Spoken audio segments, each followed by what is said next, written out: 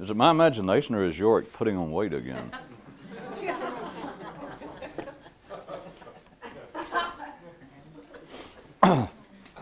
Plus, for you people watching this on television, I should apologize to the viewer. Because I guess you noticed we do the audio. We pre-record it. And then we do the visuals. You know. And so I know that many times, it's just I'm not going to bore you with it, but because of technical difficulties, the lip syncing is not exactly perfect. But try and bear with us. Items 93, 127, or series, items 1 through 42. One day a certain boy approached his father and said, "For the sake of something I want to ask about, could we pretend for a moment that you personally know from experience what an expanded state of consciousness is?" And his father replied, "Okay, we can do that." So the lad pressed on. "Then, sir, tell me this. Would you say that the point and purpose of such an experience is so that one will sense the oneness and brotherhood of all things?" "No," replied his father, "I would not say that." So the boy asked this. "Then would you say that the purpose of it is for one to realize the distinction between reality and our perception of reality?" And again his father replied, "No, I would not say that." And after a brief pause, the boy put it to him like this. "Then, sir, would you say that the whole point and purpose of such extraordinary personal excursions into expanded states of intellectual awareness is, for those who have had them, that they had no other choice?" No. And his father replied, "Yes, that, but also the fact that it was just as much fun as they had always imagined." One man used to try and hide from himself in the woods. But this does nothing if you remain the woody one. Men like to talk about the idea of nervous energy, since that's the only kind many of them have. Never say some when you can say many. Never say many when you can say most. And never say most when you could just as easily shut up. Men initially conceived of the possibility of having modifiers in their speech and writing based on their childish conception of how malleable was their mind.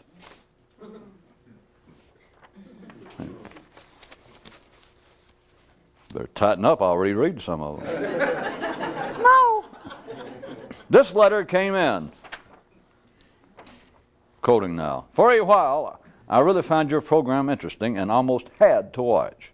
Till I suddenly and finally realized that if life wanted me to know what I was doing, it'd tell me. So who needs you? Sincerely," and so on.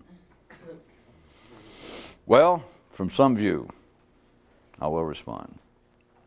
Until the price of postage goes up, relief is but 29 cents away.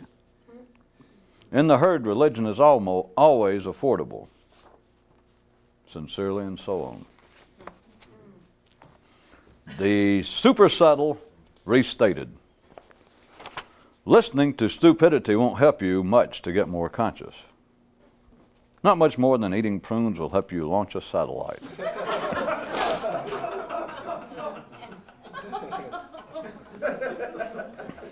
One of the many things that everyone knows instinctively to live by, but that is still good to be heard put into words. The intro, the title. It's real important to talk to yourself. Two kids were sitting under a tree talking, and the first one noted, "It's serious people who seem to run the routine world." And the second replied, "Yeah, it seems so, but I wonder if they're really all that serious and private." And the first one had to think about that one. What with him being a kid and all. Automotive news from Finland and above. A mine operated on the fuel normally available will always tend to knock and run seriously. Two beavers were floating around on their backs in the sun, and one of them said, "It'd be neat to have human consciousness," and his pal asked, "Why?" And he replied, "Well, just think what a conversation starter it would be. You go walk up to a girl in a bar and say, 'Hi, guess what? I've got something that is both a spear and a shield, a wound and a dressing, a disorientation and a compass.' Just imagine how impressed you'd be."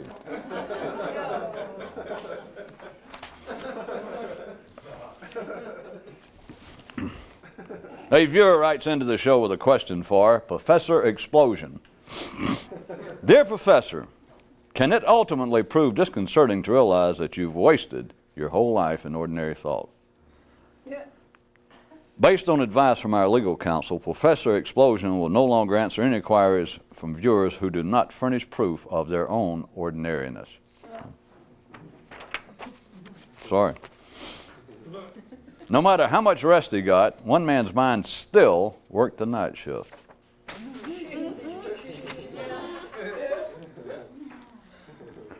Back during basic survival days, men had to fight over food. Now they have nothing to fight about, so they have to make up something. The above 25 words may be freely used as an operational definition of many, if not all, of civilization's most common and respected institutions. Game time question. Why do humans have such large heads? Answer. So that they'll have some place to wage war in case no one else is around. And available. And by request, we'll define and describe it again. Unusual consciousness, consciousness without the side benefits. Next time around, we'll take up a non-standard examination of just what does constitute benefits. Yeah, you're right. Why wait? To a worm, a chimp's ability to recall more complex concepts is a side benefit to anthropodial consciousness. And to a chimp, man's ability to speak is an added benefit of normal mortal consciousness. And to carry this progression onward, you'd be faced with having to consider that the next level of additional benefits regarding consciousness might be in the ability to shut up and still remain so. Tacit truism of the more perceptive. Benefit is as benefit does. Once he became old enough to be interested, one boy's father began to talk to him about life, and one day said to him, "The idea of God is man's cry for help." And the son replied, "Well, that seems obvious enough." To which the father responded, "Are you sure?" Sometime later, the father again spoke to the lad. "A man's cry for help is a desire for greater understanding." And the boy replied, "But under certain conditions, could it not be a cry for additional physical powers?" And the elder expanded, "It still would not be the same sense. Men know that the latter is not to be." And thus did the father subtly explain to the son the basic nature and promise of the human intellect. Tip for the everyday guy. If you can't live good, it can be good to recount the life you have led.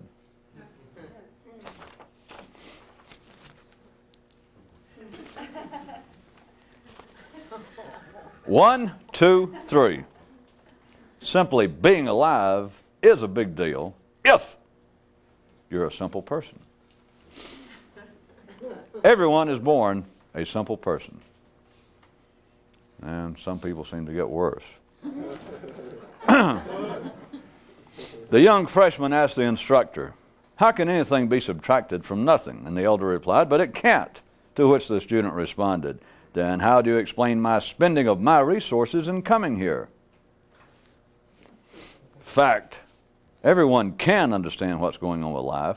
They just don't want to. As he waited on the corner for the crosstown lightning, one man thought, if being you, just being you is your main hobby, then you got a crap hobby.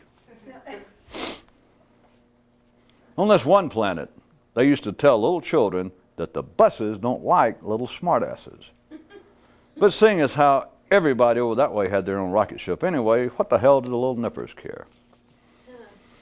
Those not still trying to eat their own schedules might care to note that this may well concern how a peculiar man might analyze the standard routing and wiring of his own neural systems, and not about public transportation. The simple compose allegorical fables with animals representing man. The more sophisticated do so, letting technology and machines stand in for man. A more conscious version, I suppose, would have man symbolizing himself. Medical caution. If you are given to any sort of weakness on the seams that hold your head together, it's best that you don't think about this.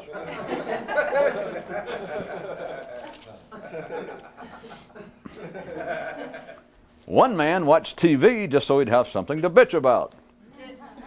Another man read the newspapers for the same reason. Still, this other guy saved himself some big bucks by just using his mind for the same purpose. P.S. If you can laugh at this, you've yet to realize that it is not funny. A viewer writes, will not thinking thoughts make them go away? Try it, sir. Try it and see. Am I getting too predictable with that one, do you think? Definition time. Philosophers. Those without the guts to go further. During a certain passionate, trying interlude in his life, one man took himself out to a secluded primeval woods, and after falling quiet and reflective for a considerable time, looked out toward the sky distance and finally began to speak. Life, I have something I want to say to you, and I know that you could certainly kill me for what I'm going. And life suddenly cut him off and said, there's no use going on. No use going any further after you said that, now is there? Might I add right here a hint of my own, that being that most men do not know how to properly talk to themselves. Would you care for a hint on a hint? It's not the same as a white on white shirt, but a hint on a hint, which is, there is no proper or improper way of doing it, that is, talking to yourself, inasmuch as you aren't the one doing it to begin with. I think I'd prefer the shirt. The human mind. Definition. Now we'll get out. The human mind. A form of starvation that has no finality. Or French cuffs. Only the civilized have a duty beyond the property line of their own yard. And even then we're talking imaginary duty and illusionary property lines. After a prolonged, curious study of his own ordinary mental processes, or processes, one man began to view them as letters being written to him by someone else. He then contacted his mind to tell it not to bother writing him anymore unless it wanted to include some erotic photographs of itself.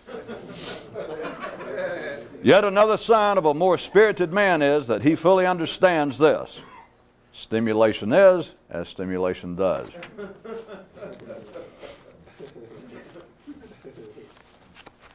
Thank you, porno lovers. And it's not necessary in all that you identify yourself, because the mask and the little short black socks always gives it away. A little history on the lighter side. The first time a human experienced an expanded version of neural consciousness, not having any idea what had happened to him, he involuntarily yelled out, "Oh my God!" And since no one still knows exactly what it is or what to call it, they simply took to referring to it by one of the words that the first man used in the dazzling excitement of that first experience. See, son, history's easy if you don't get all caught up in the past. Some archaeological news. Painting only became possible after men conceived of the idea of borders. An after-lunch quiz. What do the following have in common? Death, trim, and all forms of punctuation.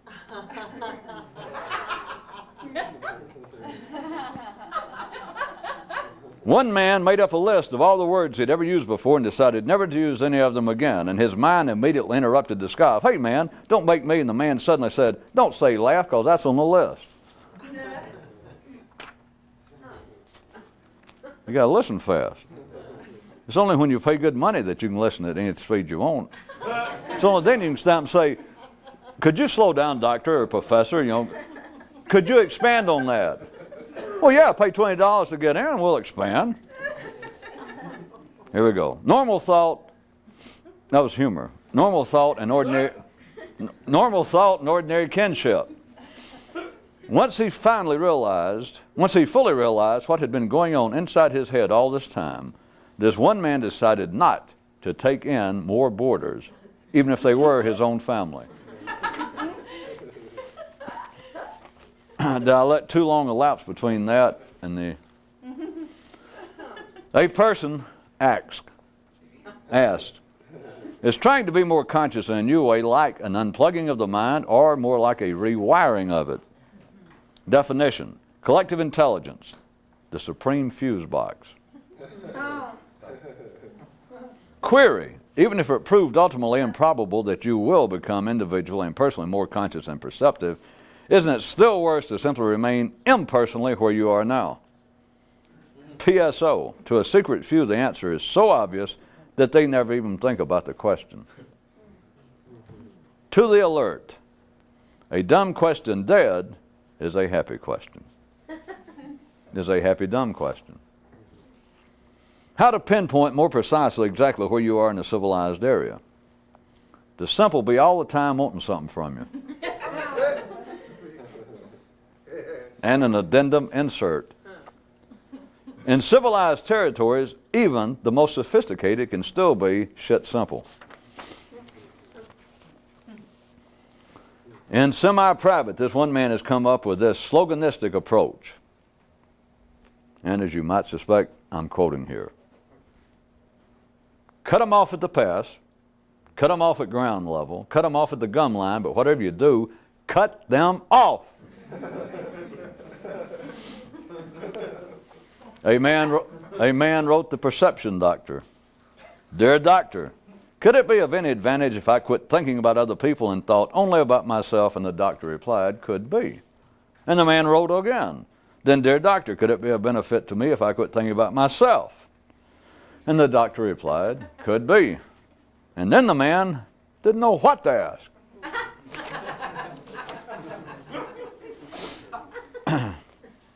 Each morning, one man gave himself this advice for the day. Don't let your mind go sticky.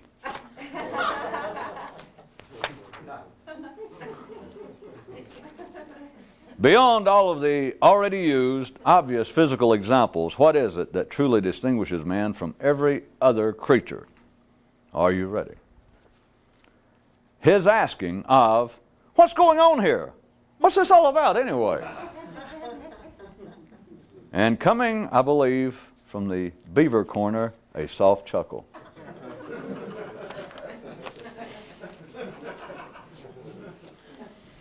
In his spare time, this one man has come up with a theory that he calls the spare time theory and wonders of what use it might be.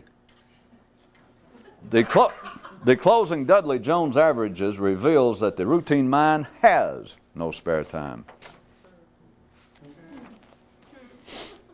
The prince one day asked of his personal, regal advisor and tutor, okay then, like, what's my choices? Like, I guess I could be sedated, stimulated, educated, or constipated. And, are there, any other choices maybe? And the advisor thought on this for a while and finally replied, did His Majesty put you up to this as some sort of test of me? And the prince turned his head away, pretending to look off as he severely smiled and grinned, thinking to himself, maybe when I get a bit older, I can take over Professor Explosion's column. Listening to others can drive you nuts, and listening to you is not much better. The zombies upstairs are wanting to dance, but lessons just makes them deader. You wait right there. One day, one father said to his son, I am here from another planet. And the boy replied, I always knew that you weren't my real father. But that is, I mean to say, I've always known that you weren't my regular father. And for that, I am most thankful wherever you're from. The realm of man that is his uniquely is built on words. Thus, its seeming fragility. But, moreover, man has yet an underdeveloped concept of just what constitutes real strength and true frailty. Would you like to sit down there with the zombies for a minute? Those whom life makes constantly laugh are those more truly alive. The key idea herein is that it is life who makes you laugh. Life and no one else. Which is another. Should I editorialize in the center? Could I suggest that that is a otherworldly notation regarding criticism? One man recently said, all who read and who listen are thieves. I am sure this is true, but I do not understand its significance, nor do I know what to do about it. If you answer your critics, you deserve having them. More similes and comparisons as spelled with S's and K's. Trying to bring yourself to a new state of intellectual awareness through any ordinary mental methods or by talking to yourself is like a stalwart sailor busily building lifeboats out of gaping holes. Okay, Mr. Smarty Talker, so you've told us once again what another level of consciousness would not be. So what would it be? Well, Mr. Instant Inquirer, for one thing, it would be holes and openings that are silent. Though I will note in advance that man's everyday notation of what silence actually is open to further expansion and revision. Some fresh psychiatric fruit and news.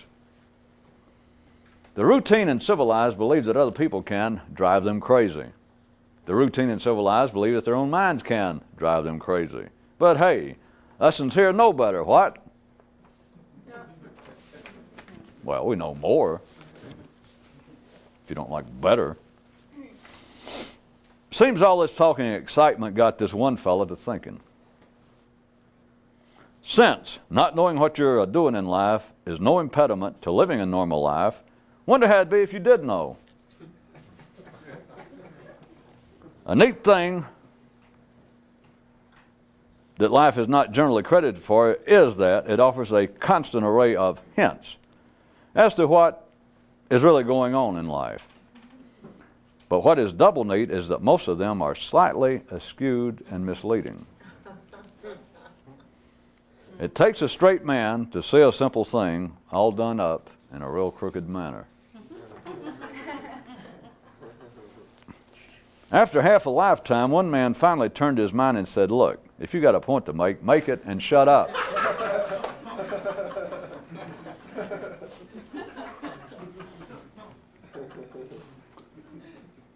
Talking, even to yourself, about being more conscious is sort of like trying to shoot barrels in a barrel. There's really no room to get started.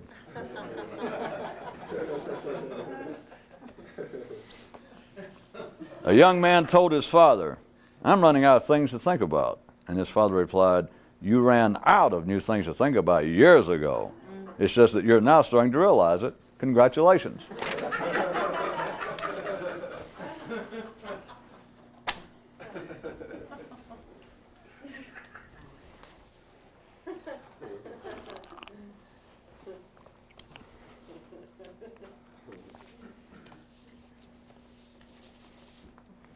Do it the reasonable way and start at the low number.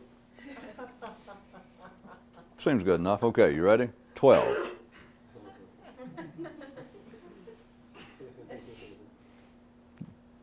Just think about it. 12. I'll be down. This is the one about the kid who, once he got old enough, his father told him, the idea of God is man's cry for help, and the son replied, well, that seems obvious enough. Which, on some basis, if you were just ordinary little pants wetters, and it was right before lunchtime, you could stop there. That's true. I guess that'd be an easy shot to make with ordinary people. In fact, be some at least crude form, very crude form of social critiquing of man's institutions and his level of perception. Because from one quite uncritical view, you could say that, yes, the whole idea of God is a man's cry for help. And the kid, so it seems obvious enough. And the end of the first paragraph on page 12 is the father said, are you sure that that's obvious enough? Paragraph 2, the father picks it up sometime later. Now remember, he said a man's whole concept of God is a cry for help. Now he picks it up and says a man's cry for help is a desire for greater understanding. And the kid says, yeah, but under certain conditions, could it not be an immediate cry, a plea for additional physical wherewithal, abilities, talents? Being mortal. Oh, well, let's make it more real. That suddenly a car falls on your husband while he's working on it in the garage. And he's about to die. And he will, you assume that he will expire before 911 gets there. And I'm just trying to give you a hard, immediate example. Now we're going from man's idea of God to a cry for help. Then we expand it from a cry for help, that all cries for help are actually an expression of desire for greater understanding. And this kid says, yeah, but the understanding is, this. He's saying, could it not be that this desire, this cry for help is always, or under certain circumstances, be a cry to be Superman? Which all the way from being immortal to something immediately like wishing you were strong enough to pick the car up off your husband or wife or child. Now, if you're following this, you could take that position. You could stop right there and go, that is true. That is at least in part, that is the basis of religion. It's people desiring magic, but a very specific, a physical magic, and the primary one being, hope I don't die. Or hope when I die, it's just an illusion, kind of a passing thing, and I'll immediately pop up somewhere else. In other words, not greater understanding. What they're pleading for is some kind of additional physical power. That I'm immortal, or I can do this. And the plea is, according to the kid, isn't the plea sometimes that they're actually wanting not greater understanding? Don't get lost, because this is, I don't want to give too crude an example, it turns into prune Danish, and even prune whip. But you could say that all religions at one level are people, according to the kid, are actually pleading for physical magic. I mean, all the so-called practices of sitting in one position or standing like this or being able to do something, go without food so long that you can go out in the cold and not freeze, which is pretty easy once you die if you go without food long enough. But that's it's another story. That was free, in case any of you want to do that. That the whole literature, the so-called mystical literature and etc., is replete, especially if you fold it up. But it's replete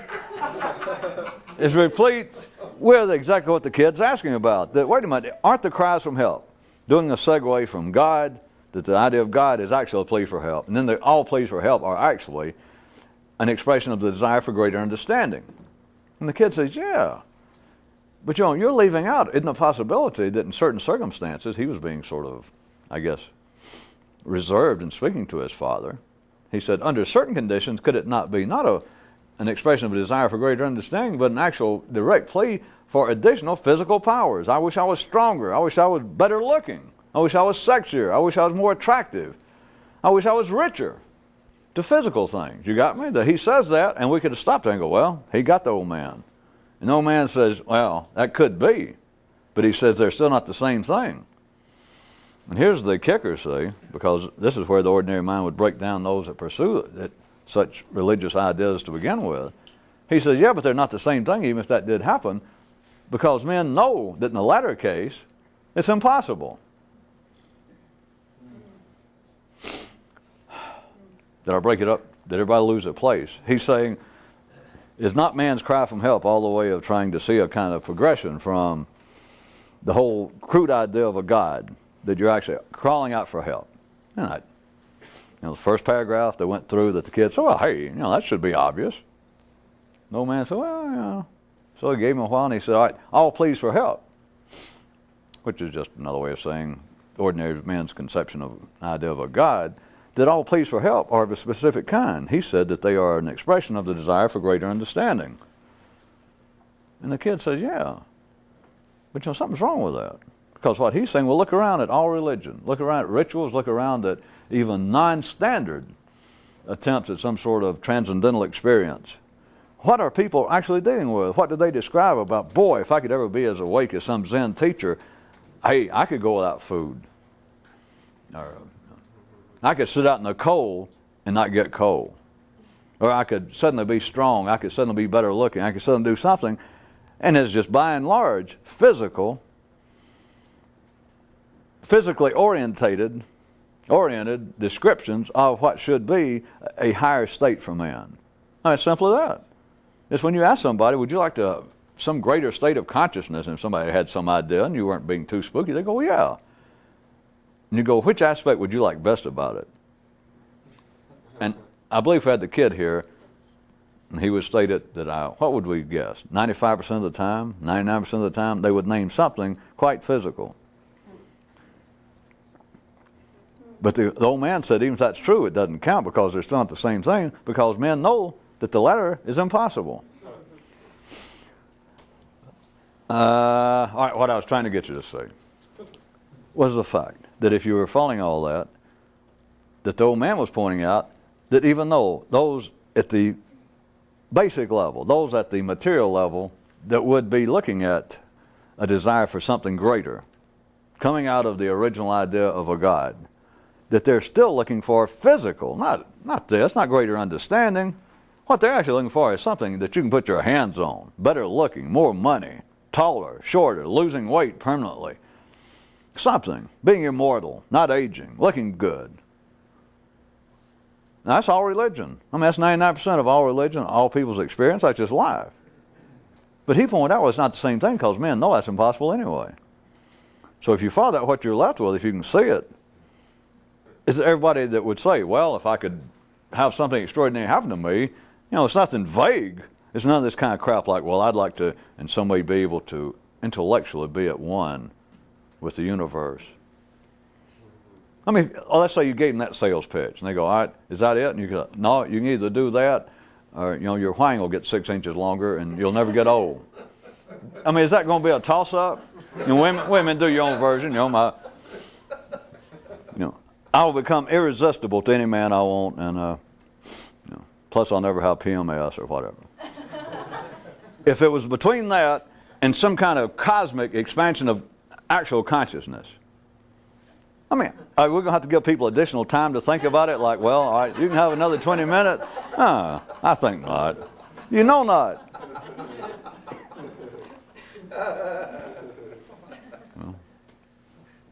Do leave a comma after your laughter now, or a dash, because we're not going to leave it there. That's ordinary people. And they go, yeah, that's true. Boy, oh, dumb humans.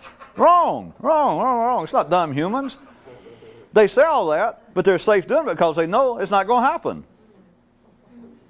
So that's the part you're supposed to be going back and forth is, wait a minute, you mean everybody goes and believes in these kind of very crude, basic, almost animalistic, almost throwback to feral, nonverbal days, and yet now they're all dressed up and they got these fancy buildings to use religion as being its other forms, institutions of man. But here it is, and the reason they go do it and say they believe in it is because they know it won't work. Yeah. Well, come on. If you forget for a minute the idea of, well, yes, faith will do all sorts of things. I mean, people say that, but they can't do it anymore with a straight face. You can say, you think that going in there and lighting candles or, not eating meat on Tuesday or, putting bean sprouts in your ears on Friday, where it is, you really think that that's going to make you immortal, that right now I could shoot you and you wouldn't die. And they go, oh, wait a minute. It's a bunch of crap. That's why it's all right.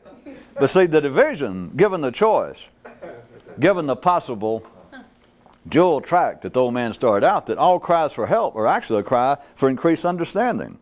So the point is, if you could be more conscious, if the choice was to do something in life, whether it was join a religion, start a religion, do something you didn't have to. And the payoff was either greater understanding, an increase in consciousness, whatever that may entail, or to have something that you could pick out that quite physically, you could have bigger breasts, a longer wang, you wouldn't age as fast, you could live to be 400, you'd always look sexy. Just pick out. If you had your choice of those two. But then realize, what if there is no choice?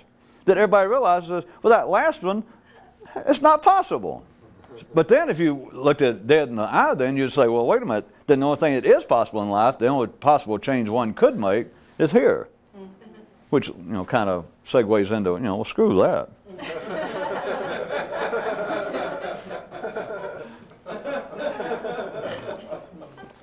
Well, to make it real crude, without, as you know, being a critique of man, it's sort of like down to the level that they say, all right, here you are in life, and now you got a fairly decent haircut and a reasonably real job, and so now you got a little spare time. You might do something you always thought there's somewhere weird that you might go play when you were a kid. Yeah, I remember that. All right, there might be, and so there are two possible destinations. One of them is it'd be physical, that there'd be some kind of physical payoff, and you go, okay, and you say, and the other one would be in a neural sense. It'd all be internally, it'd all be intellectual, it'd all be a matter of consciousness with you. And you go, okay. You go, all right, the thing is, both of them are going to cost you something you don't have to pay anyway. I mean, you can coast along in life, but now you should see that and don't have to make any effort. And you go, okay, I got that. All right, those two possible places you can go with making some additional unnecessary effort. And you go, okay. You go, okay, one of them you can't actually get there. The other one you might get there, but you've got to make a real lot of effort, whereas the first one, you just imagine you are. No. Do you understand? That is the built-in safety mechanism. There's also a third paragraph that, and thus did the Father subtly explain to the Son the basic nature and promise of the human intellect.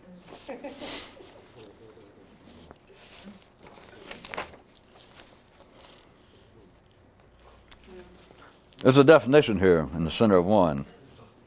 Page 25, to be specific. Well, let's be technical. Did you get that? 25. 2 and a 5, yes. The definition, collective intelligence. Well, all right, a person asks, if you're right, since is trying to be more conscious, like an unplugging of the mind as it is, like an unplugging, or more like a rewiring. And then the definition of collective intelligence was the supreme fuse box. Collective intelligence is more than that, which is enough. It is, it's more up to date than God. It is the supreme, it is the cosmic analyst's couch. It is the filter through which to run all strange ideas. And any strange idea is whatever the collective, of course, says is strange, but to run any idea.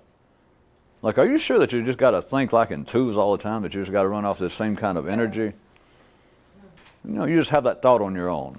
The way life's arranged, it's large enough that it forgives some anomalous activity, so that most of you probably had somebody in life along the way that you could talk to here and there and talk about strange things. Of course, if you're here and still passing for sane, the other one is probably now in a home, but that's just the way it goes. The point of that was, back talking about collective intelligence, is you have an idea that you begin to think in ways that are not standard, and they have to filter through that, and it will filter them out. Well, it will definitely filter them out to the collective. They won't hear it. But plus, if it feeds back to you, if you're going to play systems games and go, well, let me kind of play it off the wall. It's like playing racket. And you hit an idea that really conflicts with just standard critical approaches to life, and so you give it a smack, and the ball comes back, and right on the ball it says, you're going crazy. Something like that. Are you nuts? A word to the wise, right? It is the supreme fuse box. It can stand the shock. It can absorb it. It's like the ultimate sparring partner. It can take anything. It's like a old fight. They used to call them tankers. The guy that's now so punch drunk and such a bum that they just use him as almost a human punching bag with, somebody that's really up to date, a contender. That's almost life. Is like the ultimate. It's a fuse box. It is the ultimate filter, the collective intelligence of life in man. It is the ultimate firewall of racquetball. You're not going to hurt the wall. It'll send back if you start doing something that might quote, have any possibility of hitting the wall, it'll bounce back until you, or it may bounce back and hit you right in the forehead.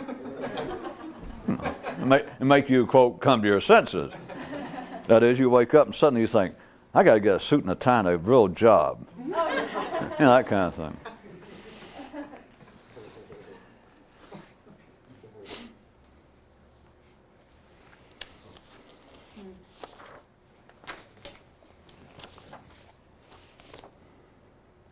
Each morning, one man gave himself this advice: don't let your mind go sticky. Which I know I shouldn't do those, because you begin to hear that and you think, well, shit, there's nothing else to say. Yeah, I know. Except a little poetry time, which goes from this. Here we go. Listening to others can drive you nuts, and listening to you is not much better. The zombies upstairs are wanting to dance, but lessons just makes them deader.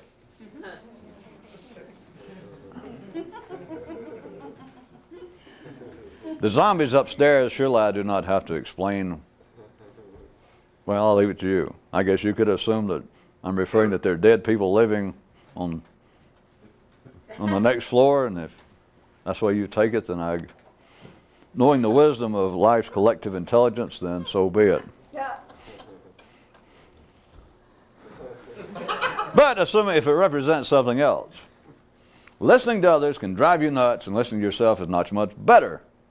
The zombies upstairs are wanting to dance, but lessons just makes them deader.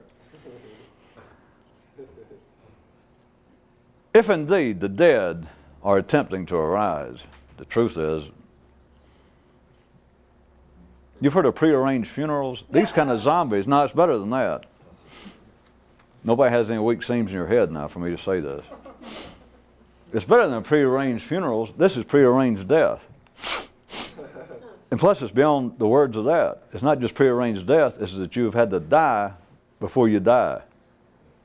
Which is not to be confused with the fairly accessible ideas that, well, in some way you have to die now before you actually die in life, like to revive yourself intellectually, to undergo some individualistic transformation, which is the heart of all religion and originally, and all the mystical ideas. But see, I'm talking about, it's a different kind. It's a death before you were dead, not before you're alive. Never mind. The zombies upstairs, what else you going to call them? You know, zombies are the non-dead dead. What it is the areas of the brain, it's not actually dead because they've never been alive. But see, then that begs the question, well, is the rest of the brain alive? And see, let's leave it at zombies. The non-dead dead. The zombies upstairs are wanting to dance, but lessons just makes them deader. And anybody that finished Lit 101, don't write me anything about rhyming. Better and deader. It's just a joke. The zombies upstairs are wanting to dance, but lessons just makes them deader. How can that be? If you're trying to do something new, if you're trying to do something that sounds reasonable, and with a man, Homo sapien, if you can say it, then to some degree it sounds reasonable. It just does, even that which is unreasonable. That you can say, well, my Uncle Elroy said that he flew in a flying saucer.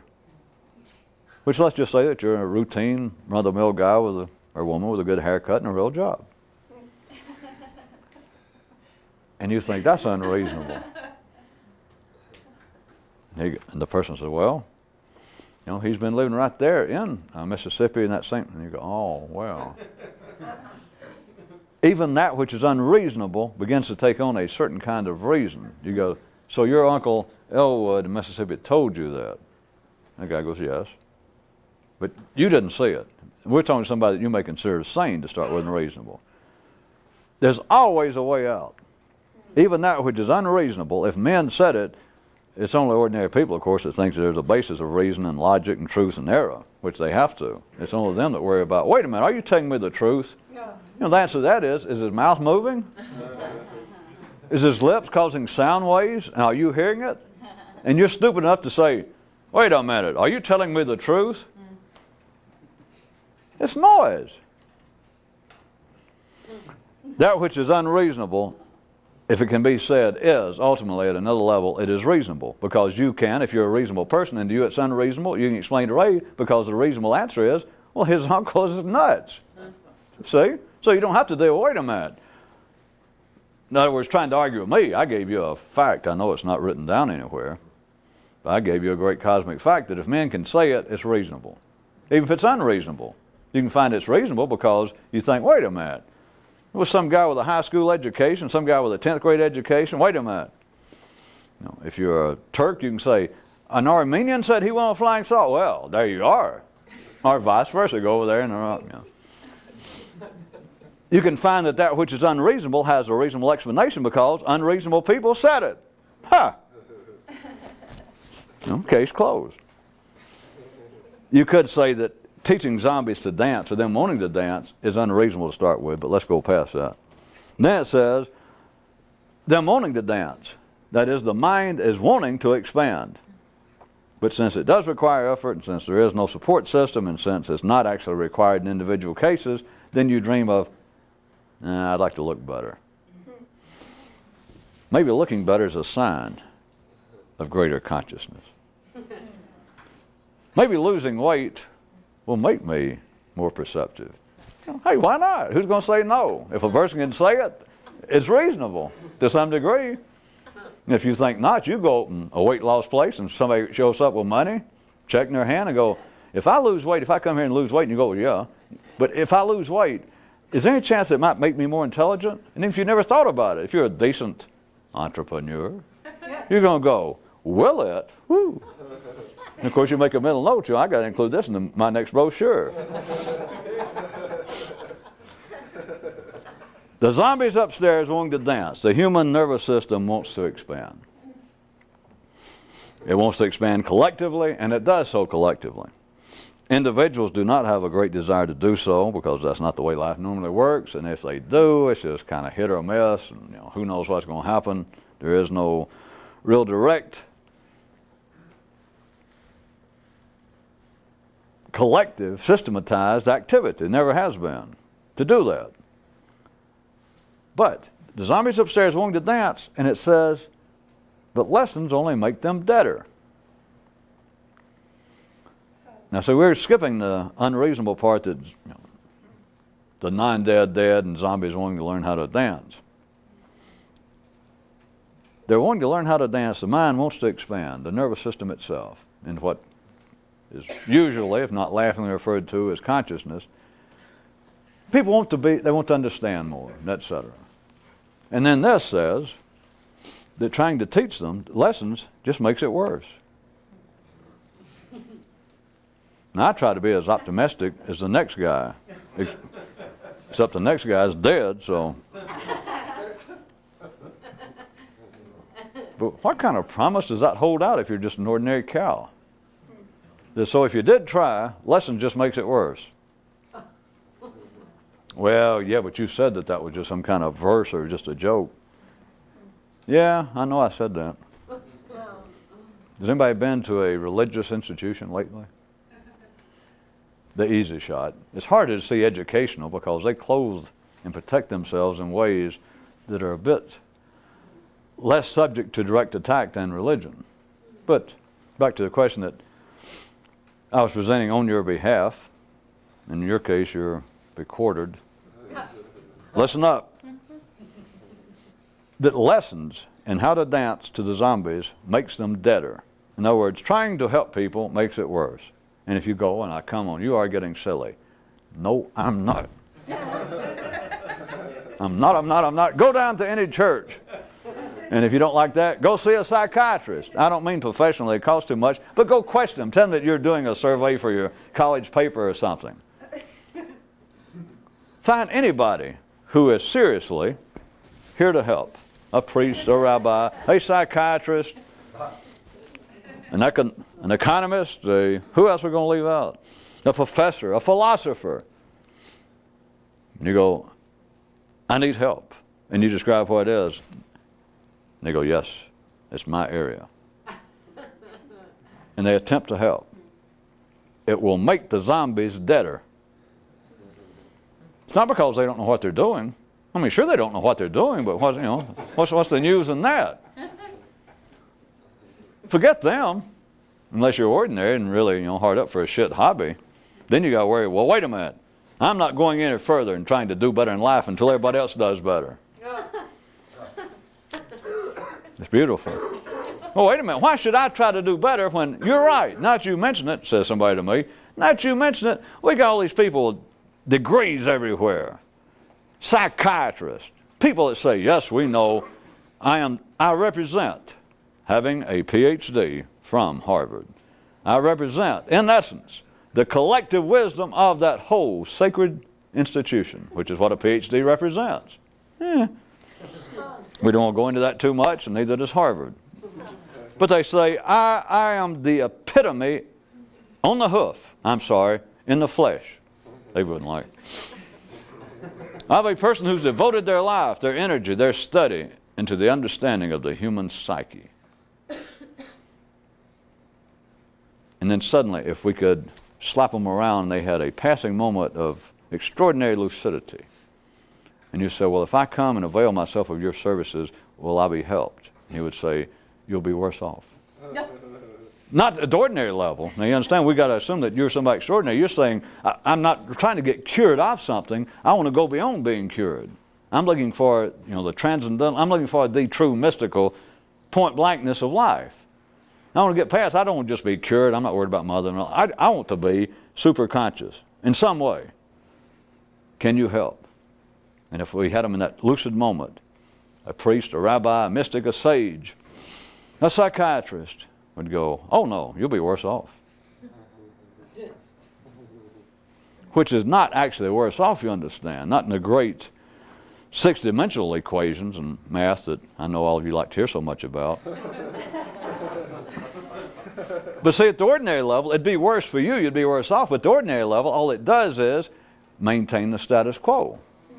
Did an ordinary person go into a psychiatrist, they're no worse off. It's just, if you're the one having to foot the bill for your grandmother or somebody, they're not going to be any better off.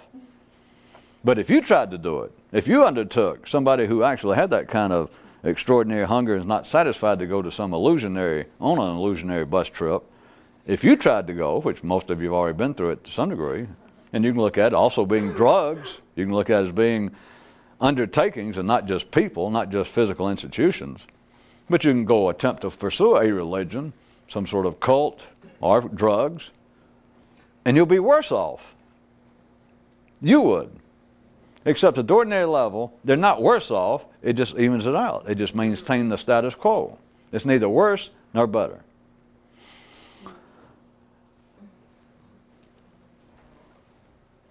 But if you attempt to feed the mind through the ordinary fuel available, there was another one that I don't guess I pulled out, but to point out on this other planet they had, no, it was automotive news. That was it, from Finland and above. Now I remember. Which is worse, from another planet or from Finland and above?